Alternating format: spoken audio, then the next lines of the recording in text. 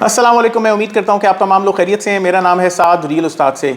DHA phase 6 Islamabad sector A1। इस video को शुरू करने से पहले आप हमारे चैनल को सब्सक्राइब कर लें। वीडियो पसंद आए तो इसे लाइक करिएगा और भी लोगों के साथ शेयर करिएगा। मैं DHA 6 की ज़्यादा हिस्ट्री के अंदर नहीं जाऊँगा, लेकिन 2005 का प्रोजेक्ट है और 2023 के अंदर भी अभी भी एक बंदा भी इसके अंदर घर नहीं बना सकता, यानी डिलेड प्रोजेक्ट है। इसके अंदर balloted sectors sector A1, sector B3, C1, C2, C3 और C3 एक्सटेंशन है। अगर मैं इसकी लोकेशन की बात करूं, आप इस्लामाबाद एक्सप्रेस वे से आ रहे हो और बिल्कुल DHA फेज़ 5 के अंदर अगर आप एंटर करें, DHA एक्सप्रेस वे के ऊपर आए, यानी तो DHA एक्सप्रेस वे जहां पे इख्तिताम पजीर होता है, रेलवे ट्रैक गुजर रहा है, जैसे ही रेलवे ट्रैक क्रॉस करेंगे आप अपने आप को DHA फेज़ 6 के अंदर पाएंगे। अगर आप इसकी एक अतराफ देखें तो वो कहूटा रोड है, दूसरी अतराफ देखें तो उसके अंदर DHA वैली है और उसके पीछे पता नहीं क्या है। DHA वैली से तो आप सब लोग अच्छे तरीके से वाकिफ़ हैं। अब हम सेक्टर A1 की हिस्ट्री के ऊपर आते हैं। Sector A1 partially developed partially undeveloped area है। उसके अंदर जो डेवलप्ड एरिया है वो DHA ने डेवलप किया है, क्योंकि ये पार्शली लिटिगेटेड है NHA हाउसिंग सोसाइटी के साथ, नेशनल हाईवे अथॉरिटी की हाउसिंग सोसाइटी के साथ। उन्होंने अभी तक अपना एरिया डेवलप नहीं किया, लेकिन मैं ये उम्मीद करता हूँ कि DHA बहुत जल्द उनका एरिया ले लेगा और यहाँ पे फर्दर अपने प्लॉट्स बना लेंगे। उसके अलावा इसकी कोई अभी तक प्रॉपर एक्सेस नहीं बनी हुई। आप इसको एक कच्चे रास्ते से एक्सेस करते हैं, मैं इस वीडियो के अंदर आपको दिखा रहा हूँ, और आप कच्चे रास्ते से उसे एक्सेस करके सेक्टर A1 के अंदर पहुँचते हैं। और ये काफ़ी स्टीप रास्ता है, तो जब तक आपके पास बड़ी गाड़ी ना हो या आपके पास कोई करोला ना हो तो उस पर आप अप्रोच ना करें।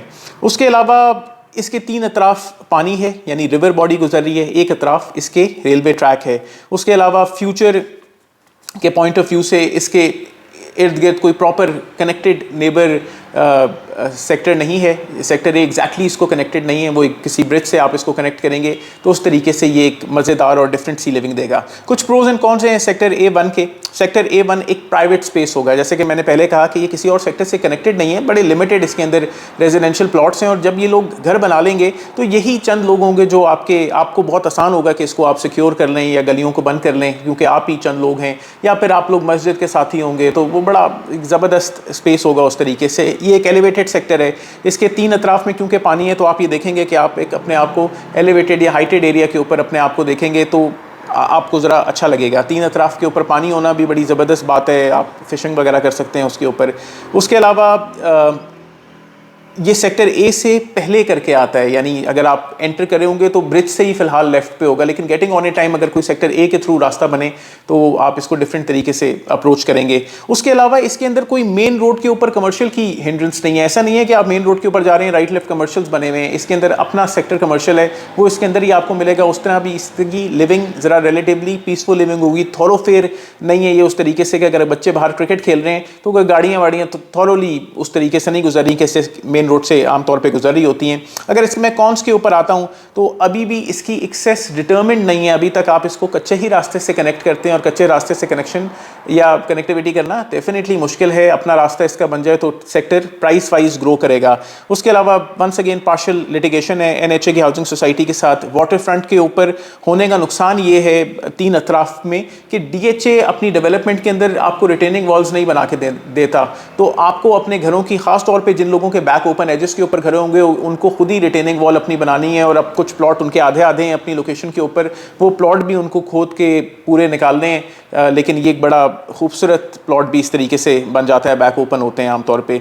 उसके अलावा एक साइड इसकी रेलवे ट्रैक गुजर रहा है। रेलवे ट्रैक का इशू ये है कि ये मेन लाइन गुजर रही है, यानी पिंडी से जो ट्रेन पिंडी की तरफ आ रही है और पेशावर जा रही है आगे, या फिर पिंडी की तरफ ये स्टेशन है, या फिर यहाँ से जा रही है, तो रोज़ आपको चकाचक और उसके अलावा हल्का फुल्के ट्रेमर्स आपको लैंड के अंदर मिलेंगे। तो ये इसके चंद इश्यूज़ हैं। उसके अलावा सिक्योरिटी कंसर्न है कि वैसे तो पानी से आपकी तरफ कोई नहीं आ रहा आपको नुकसान पहुँचाने के लिए, लेकिन हो सकता है कि कोई ट्रेन वेन रुक जाए तो कोई आपके पास भाई पानी मांगने के लिए आ जाए, पानी दे दीजिएगा अगर आपके पास कोई पानी मांगने आ जाए।